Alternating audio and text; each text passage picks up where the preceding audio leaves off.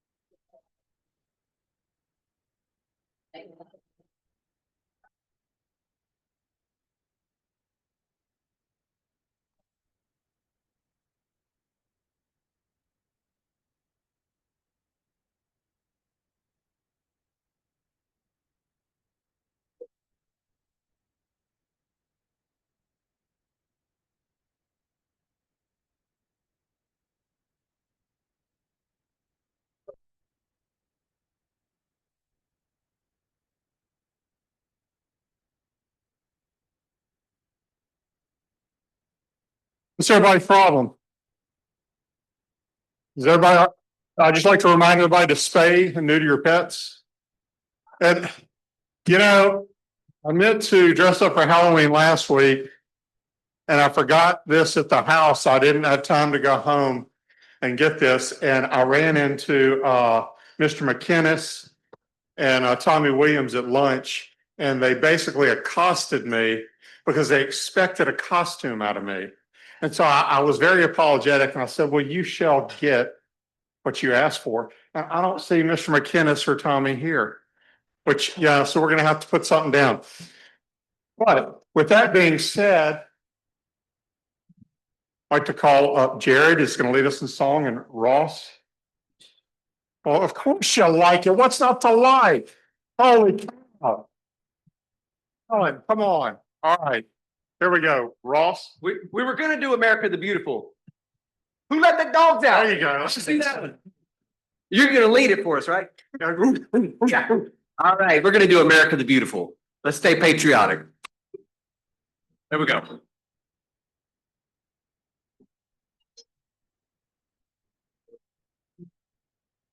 Oh, beautiful, spacious sky, for amber with the rain, for purple mountains, majesty of the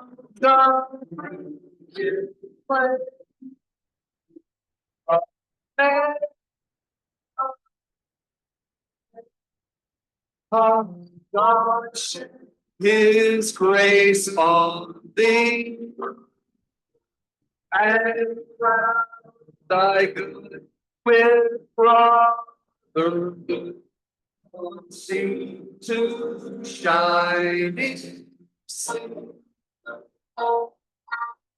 Excellent, excellent, excellent. That was a great song. Okay, Pledge allegiance, please. I pledge allegiance to the flag of the United States of America and to the republic for which it stands, one nation, under God, indivisible, and liberty and justice for all. And for our invocation, let's call it Dane Haskell. Come on, Dane. Cheer stage with the dog. Morning. What a wonderful day to be alive, to be a Rotarian, and to be thankful. A short prayer was written way back in 1253 by an English bishop who later became known as Saint Richard of Chichester. He wrote this prayer as he approached his deathbed. The prayer later was made famous in 1971 in the musical Godspell. This prayer from 1253 will be our prayer this morning. Thanks be to thee, O Lord. May I know thee more clearly. May I love thee more dearly. May I follow thee more nearly, day by day. Amen. Well, you may be seated if I can have a good boy. Good boy. All right. Have a seat. Have a seat. Jared, come on down. While Jared's on his way up here, one thing I want to say is Laura Alderman has been working on our contest, our inter-club contest, and she has developed 2 teams.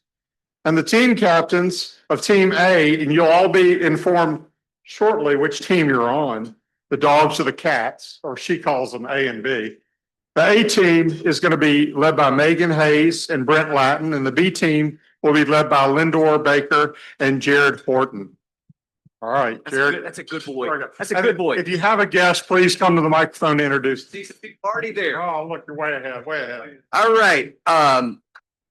Cody, you have a guest? I did. Good to see all of you. I'm pleased to introduce my friend Tandy Lewis, who is a financial advisor with Raymond James.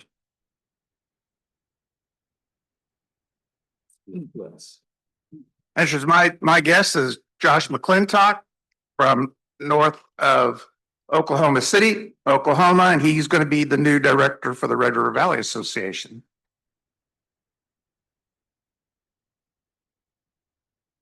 My guest is a young lady that got on the Rotary International website and expressed an interest in Rotary in the Shreveport area. I get those leads, so I talked to her this morning and invited her. She is a potential member of our Rotarians Rising Club, and her father was a member of our club. Y'all may remember Malcolm Murchison from the 2009-2012. So I'd like to introduce Lauren Grigorski.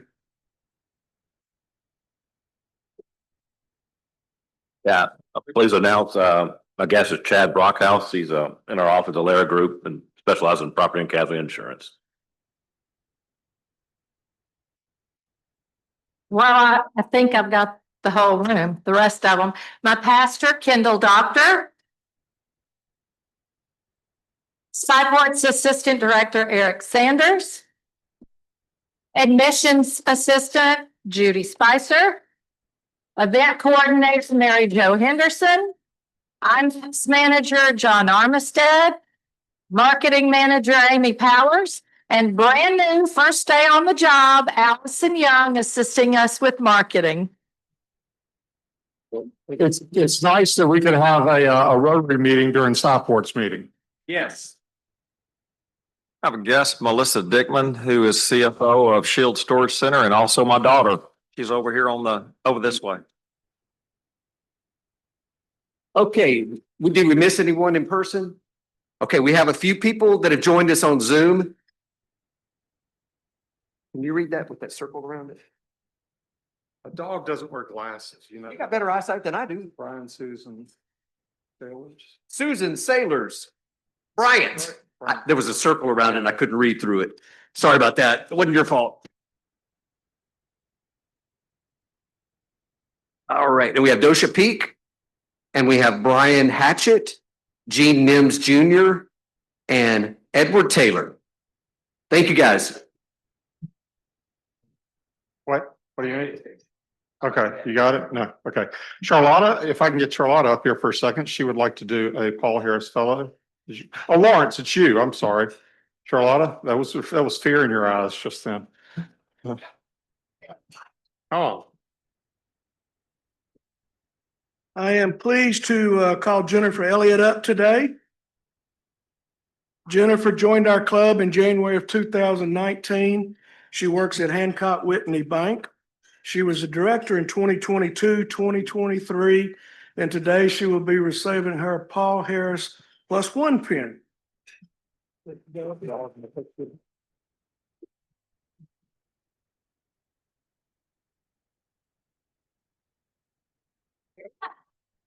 all right.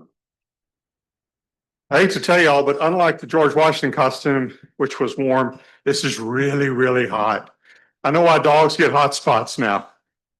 So I'm going to be changing out of this rather quickly. So I'd like to call up, who am I calling? Diane Clark to introduce our program.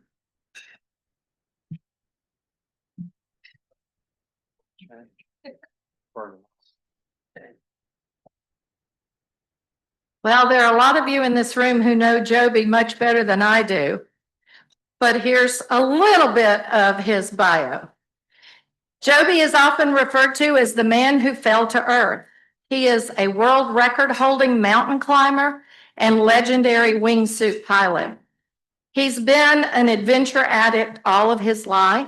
He was raised in Houghton, as was I, and we've already shared a lot of stories about Houghton. And he's a graduate of Centenary. He has strong ties to this community, and he credits Shreveport, Centenary College, and Scyport Discovery Center for a lot of the things that helped him get his career kicked off and started. So he's returned to Shreveport as an effort to pay back those favors that were given to him so long ago. While he's here, he's participating in some fundraising activities that are designed to benefit Scyport and our youth. And there's some information about those on your table. Joby's earliest success came at the age of 18 when he summited Mount Kilimanjaro. In 1999, at the age of 24, he became the youngest person to climb the summit of Mount Everest. By age 26, he had become the youngest person in the world to climb the 7 summits.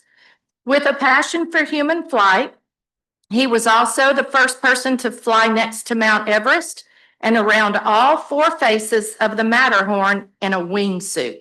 And by the way, he's donated one. If you want to see it, it'll be on display with us. He holds the world record for 3 base jumps from the Eiger North Face in one day. Best known as a top speed climber in 2004, Ogwyn beat the ascent record of the Tibetan Peak. Is that right? Tibetan, tell me how to say that again. Tibetan, but no, the name. Choya, he'll tell you. He reached the 8,000-foot summit in just 8 hours. 4 years later, he climbed Mount Everest again, but this time in just 9.5 hours, where it takes most people 3 days to do that, setting the world record for the fastest ascent. He also holds the world speed record for the ascent of, and again, you have to say that one, Ama Dablam in Nepal. In 2007, Ogwyn also teamed up with National Geographic to make Adventure Wanted, which featured him racing cars, base jumping, bull riding, and whitewater kayaking. There isn't much he hasn't done. In 2014, his career took a dramatic turn as a result of the Mount Everest avalanche, which tragically claimed the lives of several friends and crew members. Despite this setback, Ogwyn's resilience and determination have kept him at the forefront of extreme sports and adventure. A man of many firsts, he knows what it is like being faced with the unknown, unfamiliar environments, change, and challenges. His insights on what it takes to be successful resonate as he encourages audiences to embrace the future, challenge themselves, and never look back. His passion to explore has led him from his home in the flatlands of Louisiana to the highest places on earth. Please help me welcome Joby Ogwyn.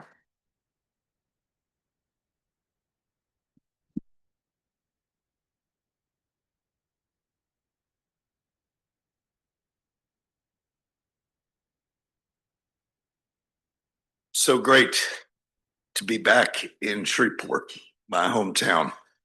It's been a while. I've been living in California and abroad for the last 25 years, working in Hollywood, making movies, and being a stuntman, climbing mountains, flinging myself off of them. I'm sort of retired from that now. I think I've broken just about every bone in my body at this time, but it's all right. It's been a great ride. But I'm being really serious when I say how nice it is to see so many of my friends here that I haven't seen in 20 years. It makes me a bit emotional, to be honest, to be here. So I thank you for your invitation and your credence and your reciprocity and your invitation. I thought about what stories I might tell today. I normally do speeches and talk for 45 minutes to these corporations around the world. It's a little bit different tempo. So I thought about different stories I could tell. And I came up with one this morning that is interesting and a bit funny about a mountain that I was trying to climb in Pakistan.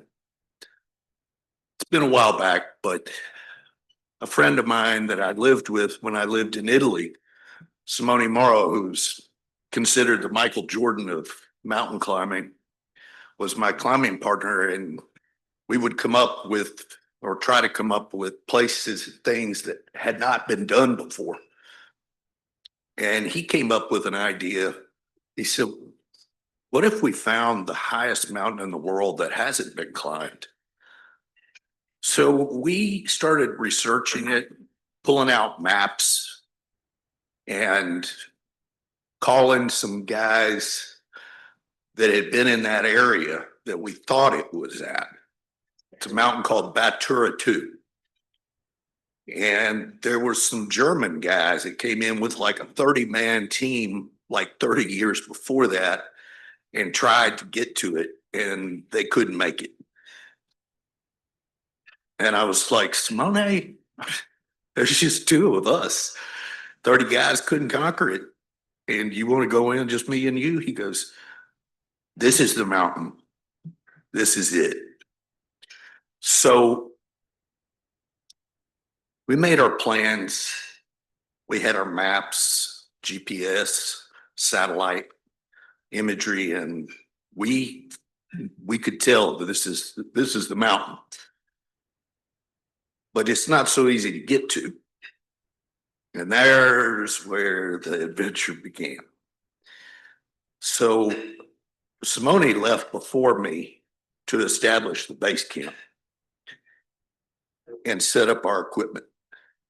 I flew in a few days to Islamabad after he did, and he was already hiking in. Takes about 3 days to get to the base area of the mountain. So our idea was to climb a couple mountains that were very close by. They're kind of next to each other, and acclimatize, let our bodies get used to the altitude. And then we would go for Batura 2, which is a very, very, very technical vertical ice mountain. So we were geared up pretty good with equipment. So I had to kind of catch up to him. Now, Pakistan is a very interesting place. Most of the people are really, really nice, and they have great food. And we had a couple little guys working for us as kind of cook boys, help us out with some stuff at base camp. And when I walked in, my agent in Islamabad had set me up and kind of gave me the rundown of everything.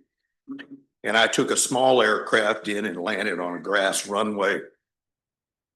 And I met a guy. He said, you'll have a contact there. You'll need him.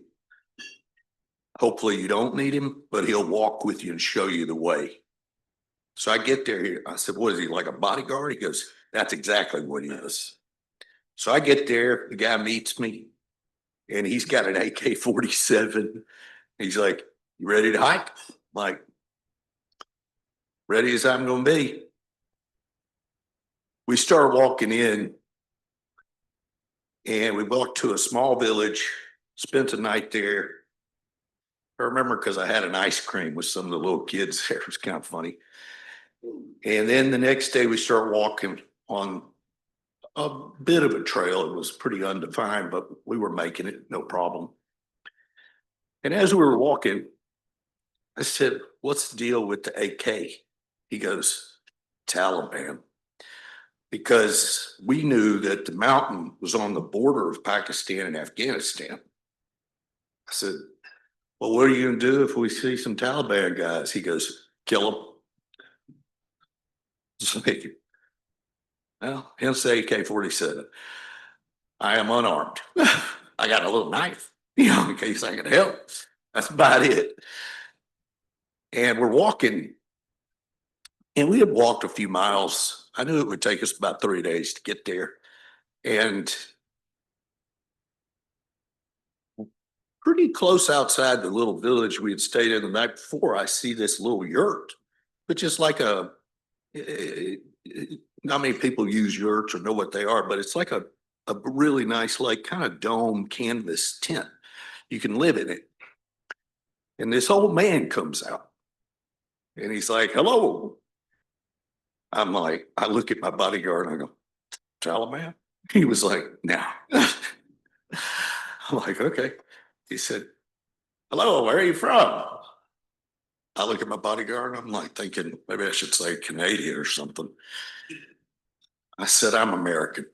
He goes, welcome to Pakistan. I was like, thank you. How's it going out here for you? He goes, it's good here. You want to come in and have some tea? Look at my bodyguard again. He's like, we're good here. Okay. I said, sure, sir. Thank you. So we go in. It's not like there's any furniture in it. It's just carpets. So we're sitting on the floor and the old man was like talking to us and he just goes, and a little boy walked in with the tea and set it down and we had the tea and some little cookies. And he was asking me about America and what it was like to live there. I told him it's good, most people are pretty cool. It's a big country. He goes, yes, yes. I said, what's it like to live out here by yourself? And he goes, dangerous, but good. I was like, you got many Taliban coming through here? I was looking out for myself, honestly. I was just like, it's like, have you seen any guys lately? He goes, oh yeah, last week, some guys came in from the Taliban and they were trying to recruit young men for their Taliban activities. I said, well, what'd you do? Like, how's that work? He says, I killed all of them. There were about 10 guys. I killed all of them. Then I chopped their heads off and I put them on little sticks outside my yurt to make a statement. Don't come back here anymore. He said, you just missed it. It was last week I had the heads out there. After a while, I took them off. I was like, wow, kind of glad I didn't see that. And he was very nice, very gracious, and very kind. And I said, well, we should probably get on our way. We've got a lot of miles to make today. He said, watch out up there. You may see some guys. I'm like, yeah, that's what this guy's for with the AK. And so we started walking. And we kept going. Eventually, after a couple of days, we get to base camp. And me and Simone started our climb up different peaks. And we were doing good. And these were very difficult. Some of the hardest, most technical peaks I've ever climbed. One of them was the most technical. Just vertical, not even just straight up, but like overhanging. So you're using your crampons and 2 ice axes, and you got to be Spider-Man. And it ain't no room to fall there. And we were climbing, just us with no ropes, no Sherpa, no help. It was just us. And we knew we had to get to the second peak to get to the third peak, which was Batura 2. And we got to the top of that peak, and that was incredibly technical and difficult. But we got there, and we set up a little tent on the top, and we had our equipment inside, and the weather was pretty good. It was warmer than usual. We noticed it because we could hear ice and rocks flaking off the mountain. And so we had this conversation. I looked at the peak and I was like, man, we're going to need a lot more equipment to do that. That's, I mean, the most imposing mountain I've ever seen, even more than Everest. And I was like, we're going to have to go back to base camp and get some more stuff and bring it back up here, but we'll leave our tent here and some equipment here. We'll haul it up and get back to here, and then we'll see if we can make our way up to Batura 2. And so we had this conversation about, should we stay here for the night in the tent on the summit, or where we're safe, or should we go down to base camp right now and try to get there by the evening time? My vote was to go down. Let's go down now. Simone reluctantly, I think he wanted to stay up there because he knew we were in a safe position. Nothing could fall on us if we were on the summit. And for some reason, I still don't know why I did it. I was like, nah, we're going down. I'm going down. Come with me. So we started heading down the mountain. And this place had so many crevasses and just objective hazards, very difficult terrain, the most difficult terrain I've ever had to cover. So we're going down, and for some reason we kind of got separated. And he was in front, I was behind him. I was making my way down, I was taking my time. And then all of a sudden, I recognized this area that we had come up. So I was route finding, trying to make sure I was like getting to where I need to get to. It was essentially like, if you've ever been to like Watertown or like a water park where they have those slides, it was kind of like an ice slide. And I heard something break loose above me, and I turn around and I see the avalanche coming down right where I'm at. And I tried to pull a little 007 move with my ice axes, and I sort of jumped and sunk them in to the edge because it was like a channel of ice and snow coming down. But it hit my leg and it pulled me off. Now I'm in it. I'm in the ice slide, in the avalanche. What they teach you in basic mountaineering skills is what they call self-arrest. You use your ice axe or ice axes to stop yourself. And so I'm banging away on each side because I remembered that there was a massive crevasse at the bottom of that we had to go around on the way up. And I was like, if I stay in this thing, and it's true, when you think you're going to die and you're in some kind of situation, everything slows down. Your brain allows you to think longer than you actually have time for. So I was like, if I can't wiggle myself out of this thing, I'm going to be in that crevasse and nobody will ever know what happened to Joby Ogwyn. Nobody's ever going to find me up there. I lost one of my ice axes. And so I just had the one in my right hand, and I just kept banging away, survive. And one time it stuck. And I kind of swung out of, and this thing is still going down. It's like a waterfall of ice. And I realized that I was in a very precarious situation because I had broken my leg and my ankle and my hip. I could feel it. So I'm like, I could see my other ice axe up there. I'm like, there's no way I can get that thing. So now I've got one. Looking down. And since my left ankle was totally broken, shattered, I couldn't kick into the ice with my boots. I had to kind of use one crampon and one boot, and I started Spider-Manning it down in a massive amount of pain. But I got down pretty close to the base of the route, and somehow, some damn way, my little radio that I had where me and Simone could talk back and forth had stayed on my jacket. And so I get down to the bottom. I'm wearing a little skin tight suit. Sun's going down. I'm all wet from the avalanche, and I'm thinking, I'm going to get hypothermia and die from exposure up here if I don't get all the way down to the base camp. So I push the button on the radio, and I'm like, Simone, are you there? He's like, yeah. I'm like, I'm having kind of a hard time up here. I need some help. He's like, yeah, I have zero wish to go back up there, actually. I'm like, no. I'm broken.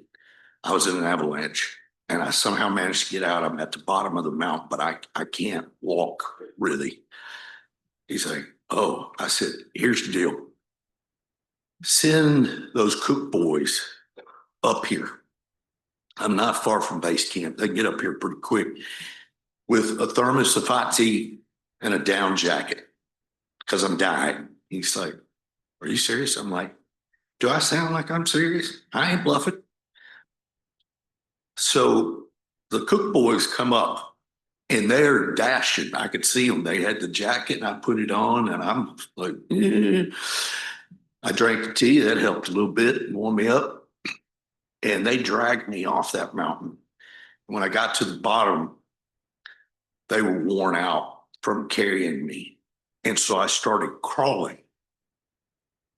Took me 5 hours to get back to the base camp, but I finally made it. And then I told somebody, I said, man, I'm done here. I need rescue. I need help. I need a chopper. So he picks up his satellite phone and he calls the agent that we had that worked for us, got our permits and things like that in Islamabad, and explained to him the situation.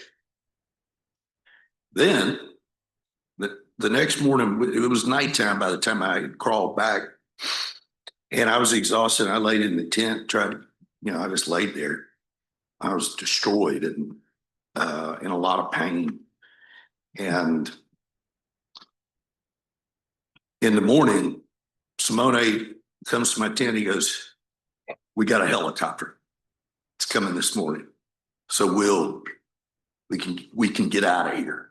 Expedition over. Which was disappointing, but I was just kind of like, I'd just like to get out of here and go back to California, actually. So we're outside. I gather up a few things in my backpack, and so does Simone, and he helps me kind of stumble out a little bit, and then we're waiting for the chopper to come. And then we hear it coming down the valley. A big Black Hawk military helicopter. And I'm laying on the ground. Simone's got a signal mirror, like, hey, we're here. We're here. I'm like, man, this is kind of old school mountaineering, but at least we've got the Black Hawk. And the Black Hawk comes in and it didn't land and turn off. It just kind of landed a little bit and just kind of hovered there. And the door of the helicopter opens up, and this soldier, military guy, jumps up out of the helicopter. He's standing there, and he had the biggest machine gun I've ever seen. It wasn't that little AK stuff. It was like heavy gun, 60 cal kind of deal. I'm like, oh. And he's looking around, and he sees the two of us, and he goes, passports. Simone's like, where's your passport at? I'm like, top zipper. The guy takes the passports, he looks at him, looks at us, hands them back, he goes, get in quickly. I'm like, I can't get in, I'm disabled now. This big Pakistani guy picks me up and throws me into the helicopter. And Simone jumps in, and the two little Pakistani cooks, they wanted to get on too. And the guy was like, no. And I'm laying there writhing in pain. Simone's got this disappointed look on his face. And I was like, ah. And I wasn't grounded. I kind of looked to my left, and there's 10 other guys, soldiers with big machine guns. They came in, they didn't know if there would be Taliban guys or just bad guys. So they came in hot. And I was like, wow. And I looked at Simone, and Simone, it was kind of looking at me, and I was like, where are we going now? We're going to Islamabad? He goes, no, we're going to a military base to get debriefed. I'm like, great. So they land. They put me in like a little wheelchair and wheel me into this office. And the big boss of the base comes out and starts talking to us. He's like, did you see any people out there? You know, what did you see? Did you run into anybody out there? We were like, no. You know, we didn't see anybody else out there. He's like, okay, well, kind of expensive. So here's your invoice for the rescue, $12,000. I was like, damn it. Wow. It was one of the most expensive expeditions I ever did. I'm like, I don't really have 12 grand on me right now, but if you send me the bill like back to Italy, see what I can do. And then Simone wheels me out the wheelchair. We could manage to get in a small plane that got us back to Islamabad. And I was in a wheelchair for about a month. And then I started moving around and I was fine. But surviving in the mountains is not easy. People think, oh, you just kind of climbing. It's not like rock climbing where those guys are all roped in and everything, and not much can really happen to you, even if you fall. This was high adventure. One of the greatest adventures I ever had. But what it made me think about was how people can help other people in a time of need, and how blessed I was to survive. I should have been dead. I should have died that day. I fought my way out of it. I scraped until I got a foothold and saved my own life. And I was all alone. But it also, at that point, made me think about how blessed I was to have so many good friends in my family, and that I would see them again. Because we are grateful for the time that we have been given. Thank you for listening to my story. I hope you liked it.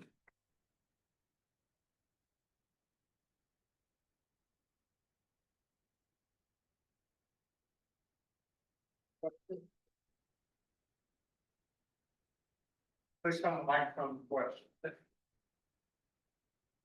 Thank you for being here today. So I have a question, kind of, and I'm not sure, what year was it that you were with Simone Moro? That expedition would be, I believe, 2008.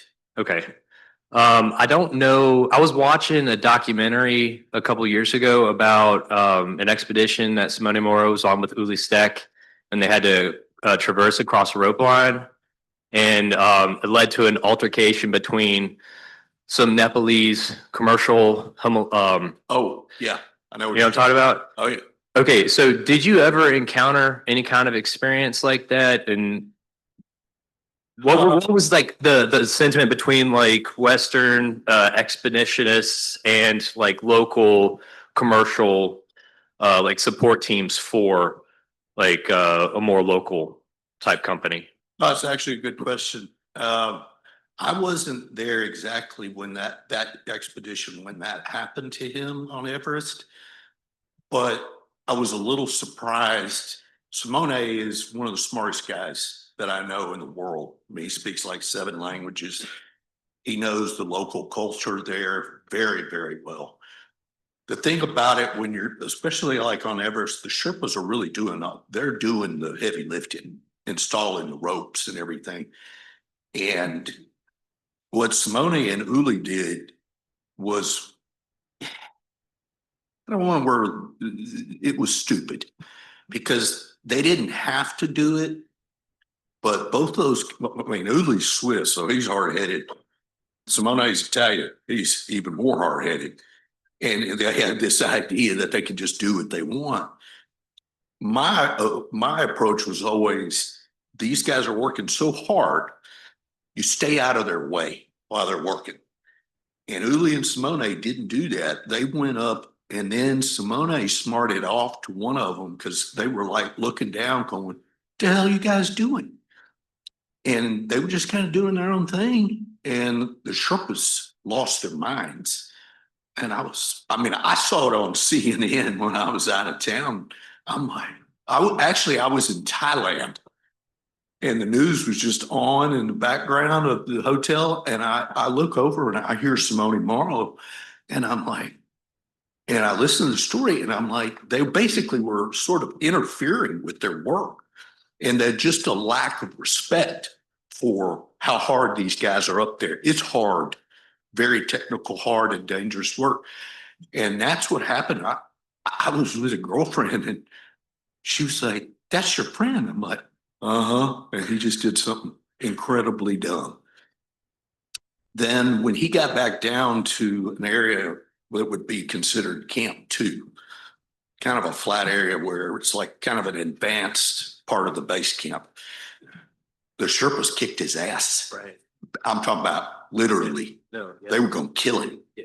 And the only reason that didn't happen because there was a girl named Melissa Arnault, and she was quite a famous female climber, and she just wouldn't let it happen. And Simone, they kicked him off the mountain, and he was lucky that he and Uli got away with it, but they beat the hell out of him. And so he paid the price. And I know he learned the lesson the hard way, but I'm pretty sure he learned it. And, I saw a video and they were kicking him in the face and stuff, and he was begging for his life.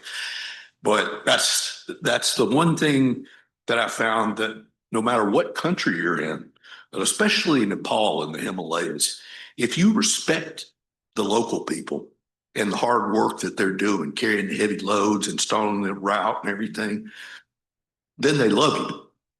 Then you're their friend, lifelong friends, and they'll risk their lives for you.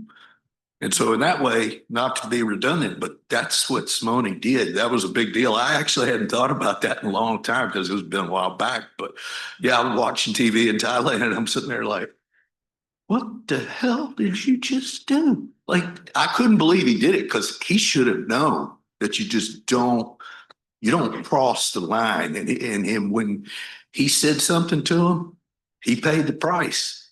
They were going to kill him. They would have, and gotten away with it, no problem. But that girl jumped in front and wouldn't let it happen, threw Simone in a tent until it was a mob of Sherpas. They all knew what happened. These guys came down off the mountain. They were plenty pissed. And so to answer your question, that's, if you're kind to the local people because they're working with you, then you have friends for life. I always felt that way about myself, that I approached it from a very humble approach, a friendly approach. You take care of me, I take care of you. That's it. Cool. Thank you. You got it.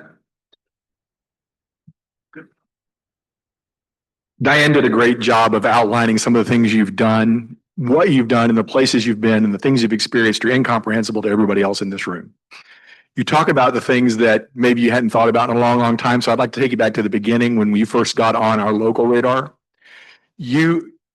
because one day you were like training by putting on a heavy backpack and running up and down the stairs in a downtown building, right? Yeah. Next thing I know, you were climbing all these mountains, and then you were on the Tonight Show demonstrating a flight suit, right? Yes. The escalation of your adventure has been remarkable. And what I'd like you to do, if you have a moment, is to just kind of take us back and take us through incrementally what your initial goals were when you started that initial training and how far you've come and what do you think the peak accomplishment has been. Well, as Diane said, my first mountain, I had this idea. I wanted to climb the tallest mountain in Africa, Mount Kilimanjaro, and they do a safari, and I'd never been overseas before. So that when I was there, I was on an expedition with about 10 other guys. It was all American guys, actually. Later expeditions became international teams, but for me, but I was with guys, I think the youngest guy there was definitely me. And the next youngest guy was like 35, and it went up from there. But there was a guy who started talking, he was probably in his 50s, like I am now. And he started talking about the 7 summits, the tallest mountain on each of the 7 continents. And I was fascinated. He had done like 4 of them. And I was like, man, that would be the ultimate if I could do that.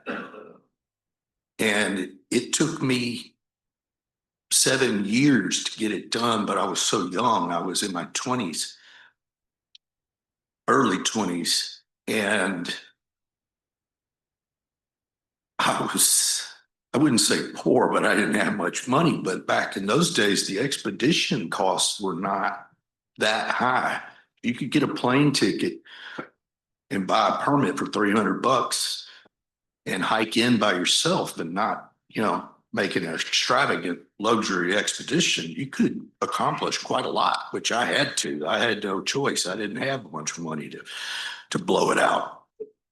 So I started going to the ones that were the cheapest.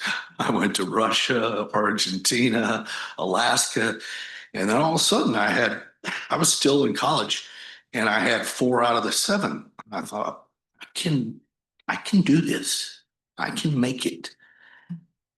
I had to go to a sort of a climbing seminar. It was just me and a couple other guys. And it was in Bolivia.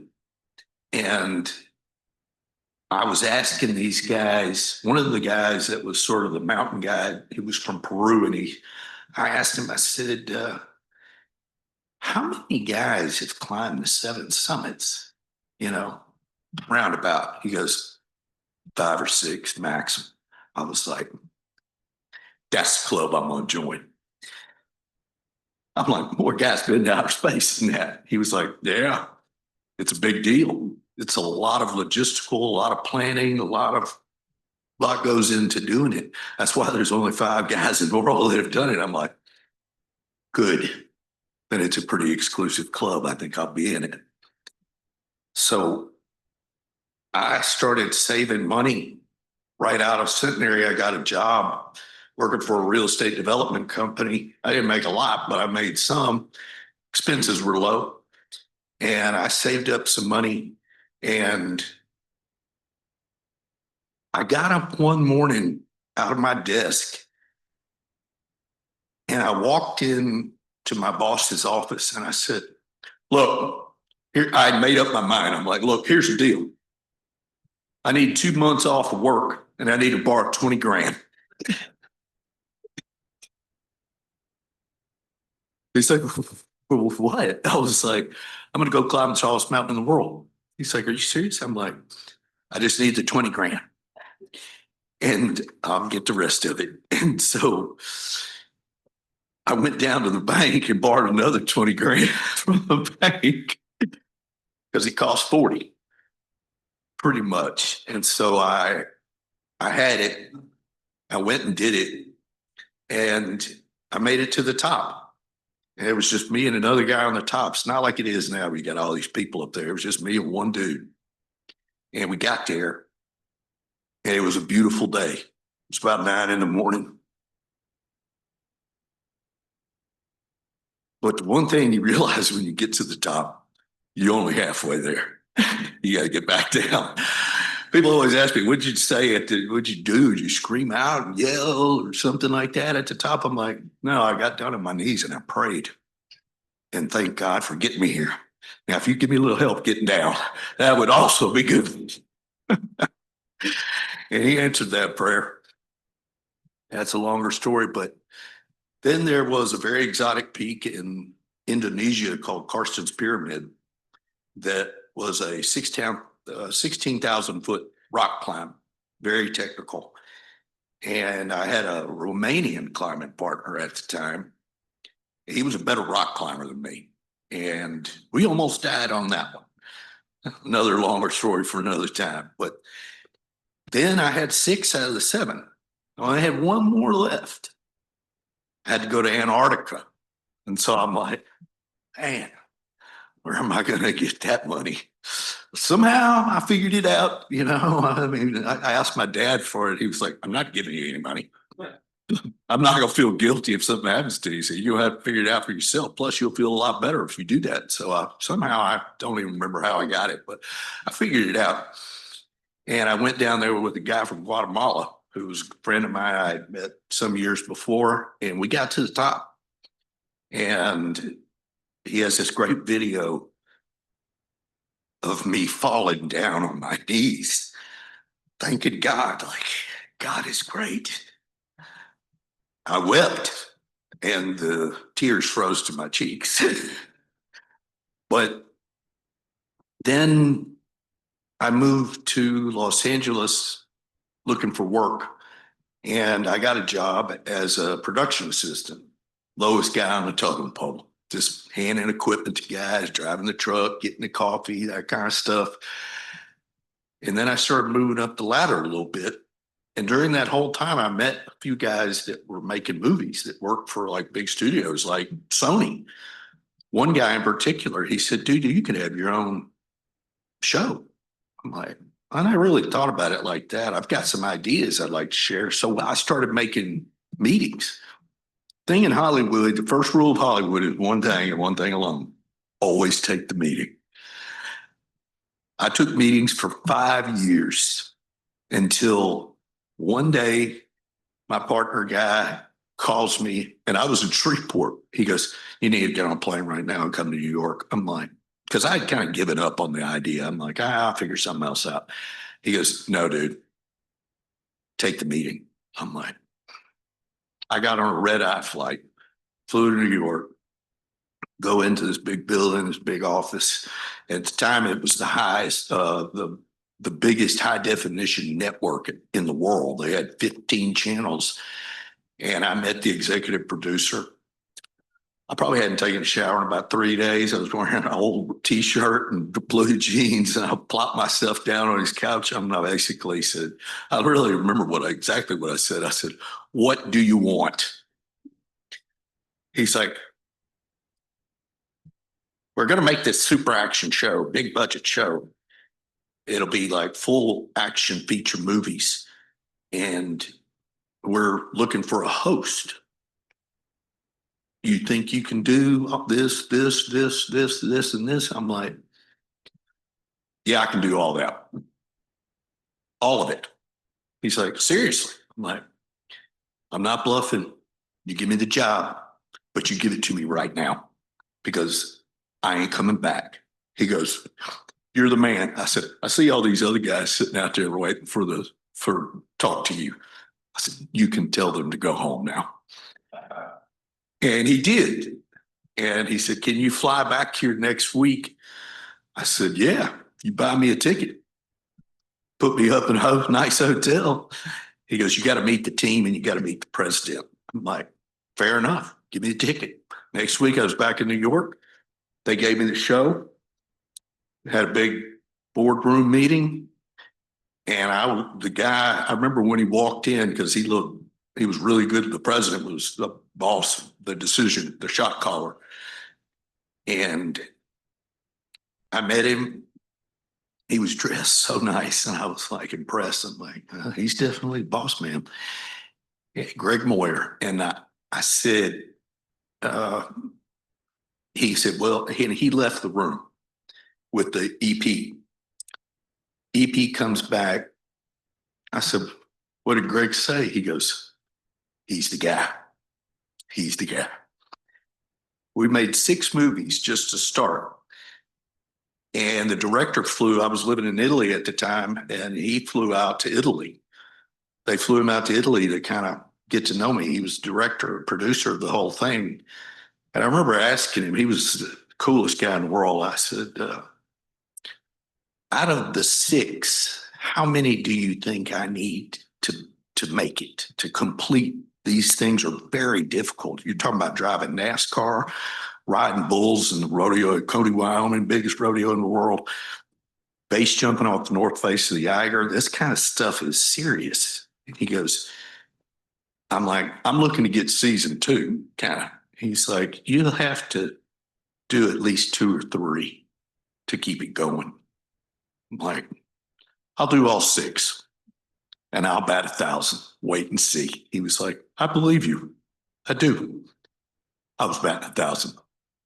So, I mean, sometimes I barely made it, but I made it, and it was incredible. So basically, then I got into wingsuit flying and started flying wingsuits. There was only a few guys that even had a wingsuit.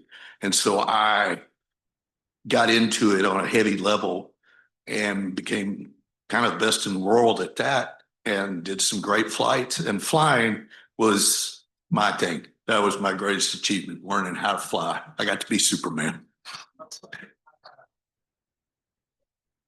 Mountain climbing's been around a long time, and I understand it a little bit. As I understand, you got harness systems, safety features, things like that. Jumping off a mountain in a wingsuit takes some kind of special crazy, in my opinion. So my question is, what's the highest point you've jumped in a suit? How far did you go? And how fast are you going when you get there? That's an easy question to answer. The summit of the Eiger is 13,000 feet.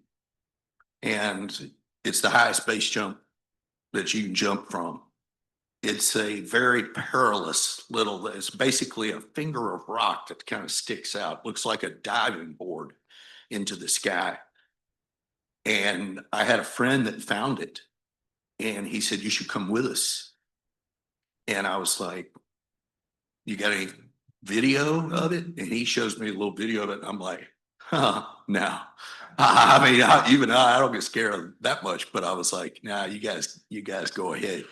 But then a friend of mine from Brazil, Mr. Luigi, he calls me and he wanted to make a movie about doing it. And I trusted Luigi in a way that he had saved my life once. And so I trust him. And so we went and made the greatest jump of my life and his life. Basically, you're able to cover miles of distance and you're going about 150 miles an hour, especially from that height. You can go.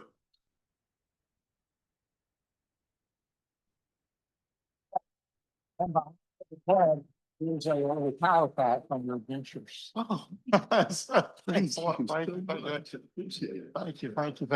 Those are great stories, but I can only think, Kobe, it could be even better told if you were in a dog suit while you were giving the stories. That's right. That's right. Well, thank you very much. I do want to remind everybody this Saturday, and is LJ here? She is not here. At Shreveport Green, we're going to do those tree plantings at J.S. Clark Elementary this Saturday, 9 a.m. to 12. There's no digging involved. The holes will be dug. The trees will be set in there. It's just shoveling the dirt in the holes, but it's 175 trees. So participation would be greatly welcomed by Shreveport Green. So if you can get your yellow tickets out, we have collected $96. It'll be $98 to the foundation and $98 to lucky ticket number 502. 502. All right, there you go. Roll it over. All right, and then Roseneath Flowers. from Roseneath's. They go to ticket number 649, 649. All right, Robert, there you go. All right, and then we've got 2 half-dozen eggs. So the first half dozen go to 524. These are from Andy Sheehy's eggs. Doug, there you go. Andy Sheehy's chickens eggs. Sorry. The other half dozen go to 628, 628. All right, there you go, Russ. And last but not least, we have a gift from Shreveport, which if you love listening to Joby's stories, and he has a plethora of them, as you might imagine, he's going to be speaking at Shreveport, and they've donated 2 VIP tickets, and that goes to ticket number 582. 582. All right, you go, Mark. All right, I'll be your date. Okay. As that's no, the next week, Sarah Giglio, which you know, her husband and she, I'm sure very well. She is the chairperson for the Independence Bowl, and she's going to be speaking to us next week. And Sarah is an incredible young lady. It'll be great to hear about what's going on with the Independence Bowl. So please join us then. If you would, please rise and join me in the 5-way test. Of all the things that we think, say, and do, is it truth? Is it fair to all concerned?